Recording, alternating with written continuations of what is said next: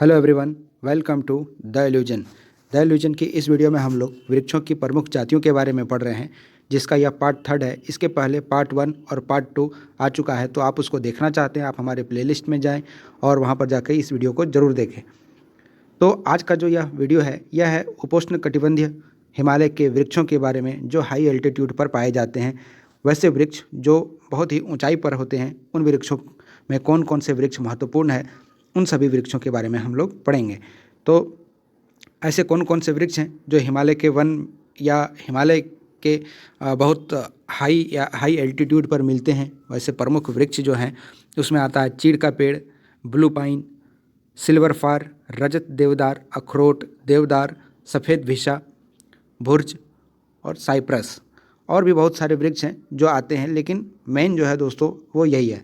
तो आगे बढ़ने से पहले चैनल को सब्सक्राइब कर लें, दोस्तों के साथ शेयर करें, वीडियो पसंद आता है लाइक करें। इसका पीडीएफ चाहिए तो आप हमारे टेलीग्राम ग्रुप, व्हाट्सएप ग्रुप और आज से आपको यह पीडीएफ हमारे फेसबुक में भी मिलेगा, तो आप फेसबुक पेज को ज़रूर लाइक करें और वहाँ भी आप ज्वाइन कर लें।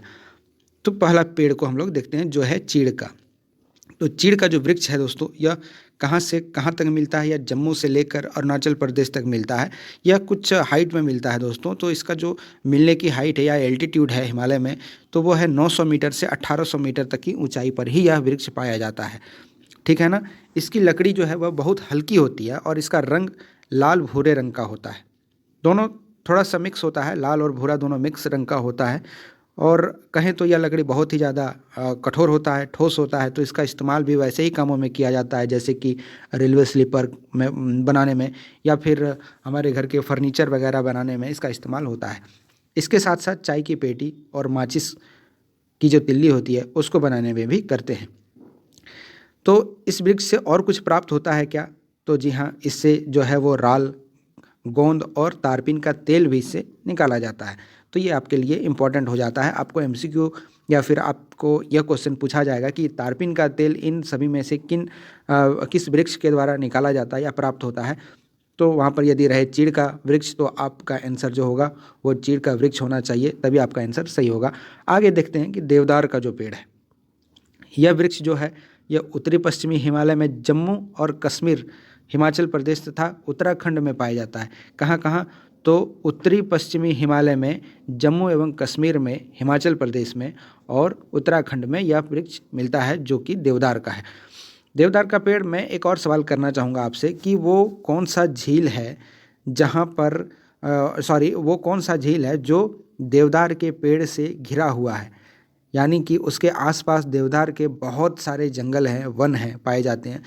ऐसा एक झील है, आप मुझे कमेंट करके बताएं।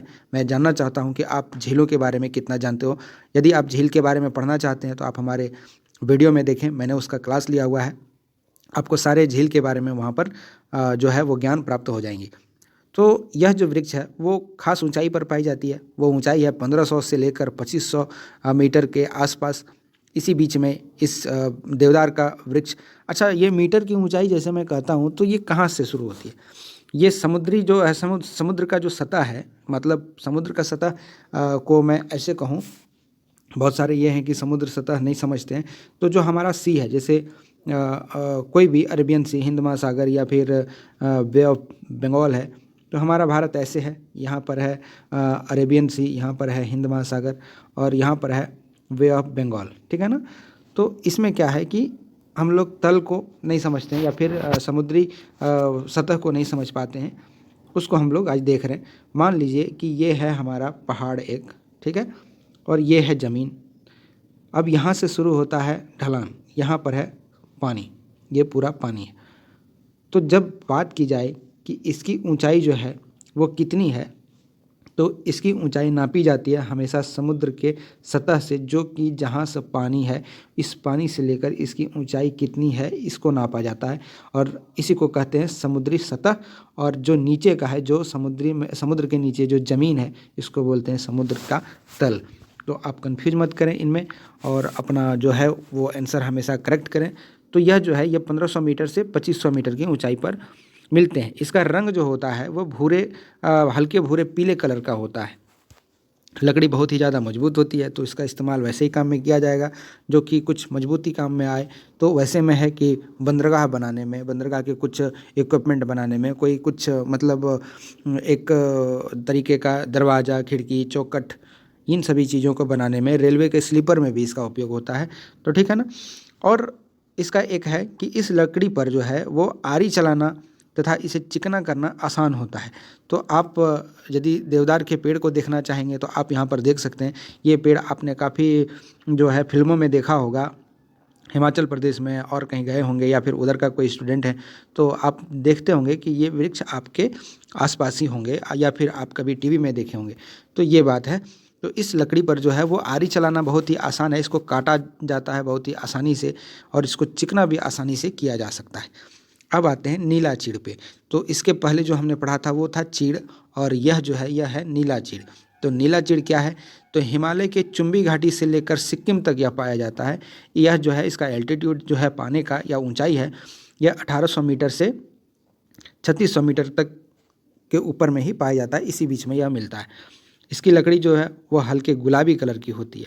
ठोस होने के साथ साथ उच्च कोटि का भी यह लकड़ी है। इसका इस्तेमाल दरवाजे, खिड़की, फर्नीचर और रेलवे स्लीपर बनाने में किया जाता है। और इस वृक्ष से भी तारपीन का तेल निकलता है। जैसे कि आपने देखा कि चीड़ के पेड़ से तारपीन का तेल निकल रहा था यहाँ पर, तो जब चीड़ से निकल रहा है तो यह नीला चीड़ से भी निकलेगा, ठीक है ना। यह नीले चीड़ से भी तारपीन का तेल निकलता है। अब आते हैं रजत देवदार। तो मैंने पढ़ा था इसके आगे देवदार, अब हम लोग पढ़ेंगे रजत देवदार। यह उत्तरी पश्चिमी और उत्तर पूर्वी हिमालय में पाया जाता है। जो इसका एल्टीट्यूड है या कहाँ से कहाँ मिलता है या किस ऊंचाई पर मिलता है, तो यह 2200 मीटर से 3000 मीटर तक की ऊंचाई पर पाया जाता है। ये नीचे जो है वो ज़मीन पर नहीं पाया जाता है। जैसे कि हमारा कोई राज्य है, झारखंड है, बिहार है, उड़ीसा है, छत्तीसगढ़ है, इधर नहीं पाया जाता। पूरे इंटायर साउथ में नहीं पाया जाता, मतलब साउथ इंडिया में नहीं पाया जाता। यह हिमालय के वृक्ष है, ठीक है ना। ये हिमालय के आसपास ही या उसके हाई एल्टीट्यूड एरिया में ही मिलता है। तो आप देख सकते हैं कि यह कितनी ऊंचाई पर है। तो यह 2200 मीटर से 3000 तक की ऊंचाई पर ही मिलता है।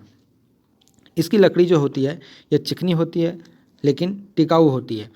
मतलब टिकाऊ जब है तो यह जो है यह कठोर भी होगा। इसका इस्तेमाल तख्ता, पेटी बनाने में, डिब्बा, कागज़, माचिस आदि बनाने में, ये बहुत ही ज़्यादा इम्पोर्टेंट है कि इसका जो उपयोग है यह कागज़ बनाने में किया जाता है, ठीक है ना। और माचिस की तिल्ली बनाने में इसका उपयोग करते हैं, ये आपको ध्यान रखना है। अब आते हैं स्प्रूस पेड़ के बारे में। तो स्प्रूस पेड़ जो है यह पश्चिमी हिमालय में मिलता है। यह 2100 से 3600 मीटर की ऊंचाई पर पाया जाता है। यह वृक्ष जो है वो लकड़ी सफ़ेद होती है इसकी और चिकनी होती है, जिसके कारण इसका इस्तेमाल घर बनाने में और साथ ही साथ कागज़ बनाने में करते हैं। तो कागज़ बनाने में किन किन का उपयोग करते हैं, कौन कौन से वृक्ष का? तो स्प्रूस वृक्ष का और रजत देवदार का भी हम लोग उपयोग करते हैं, ठीक है ना। अब आते हैं अखरोट। तो अखरोट तो भाई सभी पहचान रहे हो कि अखरोट क्या है। दांत से तोड़ने पर दांत टूट जाते हैं, अखरोट नहीं, है ना। तो अखरोट को देखते हैं। यह कश्मीर, हिमाचल प्रदेश, उत्तराखंड और खासी पहाड़ी कहाँ है? तो यह मेघालय में पड़ता है। यह एक पहाड़ी श्रृंखला है जिसमें गारो, खासी, जयंतिया जो पहाड़ी है ये तीनों रेंज आती हैं। तो तीनों के तीनों ही मेघालय में है और इसी से प्रभावित होकर चेरापूंजी में सबसे ज़्यादा बारिश होती है। यदि आप इस चीज़ को पढ़ना चाहते हैं तो आप हमें कमेंट करके बताएं, मैं इस पर भी लेक्चर लाऊंगा आपके लिए। बेसिक से सारा कुछ समझाया जाएगा, कहीं किसी को जाने की ज़रूरत नहीं है। आप मुझे कमेंट करके ज़रूर बताएं। तो देखते हैं अखरोट का जो पेड़ है यह लकड़ी किन किन कामों में आता है। तो इसकी जो लकड़ी है यह नक्काशी करने के काम में आता है। नक्काशी करने का मतलब यही है कि बहुत ही स्मूथ होता है इसका लकड़ी, और नक्काशी उसी लकड़ी पर किया जाता है जो कि सूखने के बाद सिकुड़ता नहीं है, फैलता नहीं है, फटता नहीं है, ठीक है ना। तो यदि नक्काशी के काम में आ रहा तो कुछ और काम में आ रहा होगा। तो वाद्य यंत्र बनाने में, बंदूक के कुंदे बनाने में। बंदूक का कुंदा क्या होता है कि बंदूक, एक मान लो राइफ़ल है, राइफ़ल के आगे जो ये जो नॉब है ये तो मेटल का होता है, लेकिन इसके पीछे जो एक कुंदा बनाया जाता है जहाँ आदमी पकड़ के मतलब गन को चलाता है, तो इस वाले भाग को हम लोग कुंदा कहते हैं, वो भी किसका, बंदूक का। तो इसमें आपने देखा होगा रेलवे में बहुत सारे ऐसे फोर्स होते हैं जिसके पास बंदूक होता है, तो आपने उसके बंदूक को नोटिस किया होगा कि उसके बंदूक के पीछे एक लंबा सा लकड़ी लगा हुआ रहता, वो बंदूक का कुंदा है, ठीक है ना। तो इस लकड़ी पर मेनली है जो वो वाद्य यंत्र बनाने में, नक्काशी में और बंदूक के कुंदे आदि बनाने में किया जाता है, ये आपको याद रखना है। अब आते हैं सफ़ेद भिसा। सफ़ेद भिसा जो है यह एक छोटा वृक्ष है, यह बहुत ज़्यादा ऊंचा नहीं होता और यह पश्चिमी हिमालय में पाया जाता है। कहाँ, कश्मीर की घाटियों में। तो इसकी टहनियों का उपयोग टोकरी बनाने में और लकड़ी का खेल कूद संबंधित सामग्री को बनाने में इसका उपयोग किया जाता है। जाने कि इसकी टहनी कितनी पतली होती है जो टोकरी बनाने के काम में आ जाता है, और लकड़ी जो इसका मेन मोटा तना होता है उसका उपयोग जो है वो खेल कूद आदि सामान में, क्रिकेट वगैरह का बैट और भी बहुत सारी चीज़ बनाने में इसका उपयोग किया जाता है। अब आते हैं भुर्ज पर। तो भुर्ज जो है ऊंचे ढलानों में पाया जाता है। हिमालय के ऊंचे ढलान मतलब अब जैसे कि हिमालय का एक पहाड़ है, इतना खड़ा है और फिर इधर है, तो ये जो ढलान है दोस्तों, ये इसी पर ये चीज़ पाया जाता है, यह पेड़ यहीं पर पाया जाता है, ठीक है ना। तो इसकी लकड़ी धुंधले रंग की होती है। धुंधले मतलब मटमैला तरह का होता है, जिसकी तंतु रचना सीधी होती है, यह सीधा होता है। ढलानों पर होता है लेकिन यह सीधा होता है। इसका इस्तेमाल जो है वो फर्नीचर, प्लाईवुड वगैरह बनाने में किया जाता है। अब आते हैं साइप्रस पर। तो यह उत्तराखंड, हिमाचल प्रदेश और जम्मू कश्मीर में पाया जाता है मुख्य रूप से। इसकी लकड़ी टिकाऊ है। टिकाऊ है इसका मतलब यह मजबूत है। इसका इस्तेमाल भी फर्नीचर में करते हैं, क्योंकि आप देखें कि जितनी भी लकड़ियां हैं सभी फर्नीचर में ही उपयोग हो रहा है।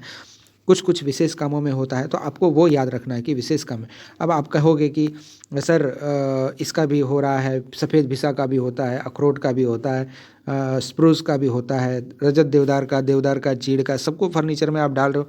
तो जी हाँ, आपको ये क्वेश्चन सबसे कम पूछा जाएगा कि फर्नीचर बनाने में कौन सा, आपको ये पूछा जाएगा कि इनमें से कौन सी लकड़ी है जो नक्काशी करने के काम में आता है, जिसमें एक अखरोट देगा या फिर और से बहुत ऐसे साइप्रस वगैरह का पेड़ देगा। तो आप अपने आप को उस तरीके से बनाएं और अंदर तक समझें बात को, ठीक है ना। तो देखते हैं कि टिकाऊ है इसका लकड़ी साइप्रस का, तो इसका इस्तेमाल जो है वो फर्नीचर बनाने के काम में आता है, जैसे मैंने आपको बताया। तो यह था आपके लिए ये लेक्चर। तो वृक्ष की जो सीरीज है वो तो ख़त्म हो चुकी है। ये मेन वृक्ष के सीरीज को मैंने आपके लिए लाया। आप इसको ज़रूर पढ़ें और जानें, सीखें और आगे बढ़ते रहें। Thank you for listening. God bless you all.